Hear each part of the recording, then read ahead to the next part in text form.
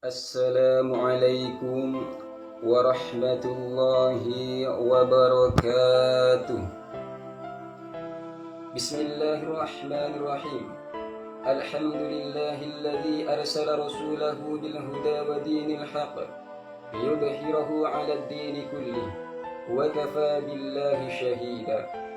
Ashhadu an la ilaha illallah wahdahu la syarika lah المتصف بجميع المحامد بأشرها وأشهد أن سيدنا محمدا عبده ورسوله المبعوث لتتميم المكارم الأخلاق ومحاسنها. اللهم صل على سيدنا محمد وعلى آله وصحبه أجمعين. وقال الله تعالى في الكتاب العزيز: أعوذ بالله من الشيطان الرجيم. Bismillahirrahmanirrahim. Alladzina idza asabathum musibah qalu inna lillahi wa inna ilaihi raji'un. Pemirsa yang dirahmati oleh Allah Subhanahu wa taala, di nuansa pandemi yang seperti saat ini, banyak sekali masyarakat, bahkan seluruh manusia di seluruh penjuru dunia yang mengalami kecemasan, mengalami kekhawatiran, bahkan mengalami ketakutan dan kekurangan. Baik itu ditinjau dari sisi ekonomi, sisi sosial, bahkan ditinjau dari sisi budaya. Hal ini disebabkan karena Allah menguji kita dengan makhluk yang sangat kecil, makhluk yang tidak kasat oleh mata kita, makhluk yang sangat lemah, akan tetapi makhluk ini, ujian Allah ini dapat menghancurkan tatanan kehidupan manusia yang sudah disusun dengan rapi. Bukankah Allah Subhanahu wa ta'ala berfirman di dalam Al-Quran: وَلَنَبْلُوَنَّكُمْ بِشَيْءٍ مِّنَ الْخَوْفِ وَالْجُوعِ وَنَقْصٍ مِّنَ الْأَمْوَالِ وَالْأَنفُسِ وَالثَّمَرَاتِ وَبَشِّرِ الصَّابِرِينَ. Kata Allah, dan sesungguhnya akan kami berikan cobaan kepada manusia minal khawfi, dengan sedikit rasa ketakutan, wal ju'i, dan rasa lapar, wa naqsim minal amwali wal anfusi, dan rasa kekurangan harta dan jiwa, was thamarat, dan buah-buahan. Maka barang siapa yang bersabar terhadap ketentuan dan ujian Allah seperti ini, maka Allah akan memberikan kebahagiaan bagi orang tersebut. Wa basyiris sabirin, maka berilah kabar gembira pada orang-orang yang bersabar terhadap ujian yang diberikan oleh Allah Subhanahu wa ta'ala. Rahmati oleh Allah Subhanahu wa ta'ala. Dalam keadaan seperti ini, sikap yang harus kita miliki untuk menghadapi ujian yang diberikan oleh Allah Subhanahu wa ta'ala ini, yaitu selalu bersabar, selalu berhusnudzon kepada Allah, dan selalu tanamkan rasa syukur kepada Allah Subhanahu wa ta'ala. Karena sebagai orang yang beriman, sikap syukur itu harus kita kedepankan. Sesuai apa yang dikatakan oleh Imam Az-Zawji, kita harus tetap bersyukur dalam keadaan apapun dan seperti apapun.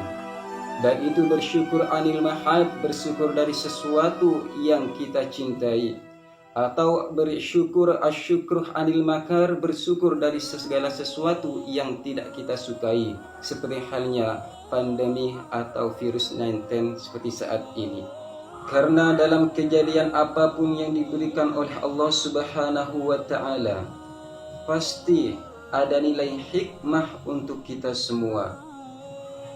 Bukankah Rasulullah sallallahu alaihi wasallam pernah bersabda, "Idza ahabballahu qauman ibtala'ahum." Ketika Allah mencintai seorang hambanya, maka Allah akan selalu menguji hambanya tersebut. Rahimakumullah.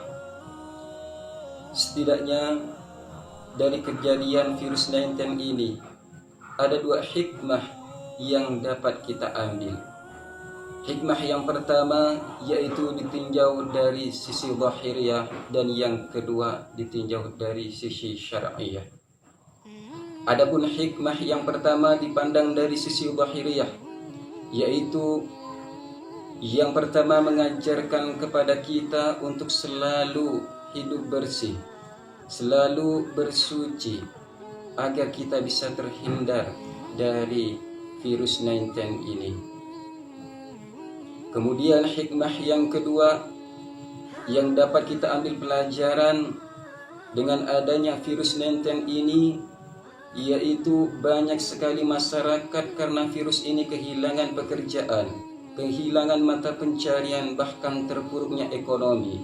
Sehingga kita diajarkan untuk menggerakkan hati kita agar kita bisa saling berbagi dan saling peduli terhadap sesama makhluk Allah Subhanahu wa taala. Adapun hikmah yang ketiga, dengan diterapkannya social distancing, kita menjadi lebih banyak waktu kita buat keluarga. Adapun hikmah selanjutnya dipandang dari sisi syariah. Yang pertama, Allah memberikan ujian berupa COVID-19 ini. Yang pertama, Allah ingin mengampuni dosa-dosa kita.